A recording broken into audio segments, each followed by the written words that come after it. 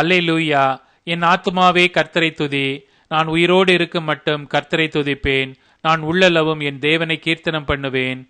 பிரபுக்களையும் இரட்சிக்க திராணி இல்லாத மனுபுத்திரரையும் நம்பாதேயுங்கள்.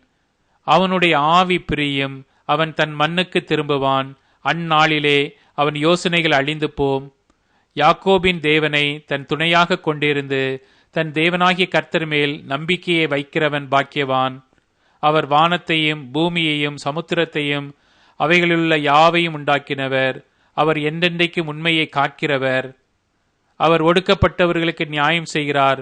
பசியாய் இருக்கிறவர்களுக்கு ஆகாரம் கொடுக்கிறார். கட்டுண்டவர்களை கர்த்தர் விடுதலையாக்குகிறார்.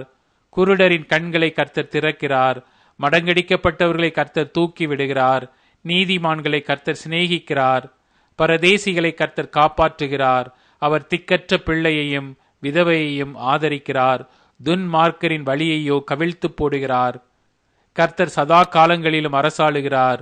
சீயோனே, உன் தேவன் தலைமுறை தலைமுறையாகவும் ராஜரீகம் பண்ணுகிறார். அல்லேலூயா.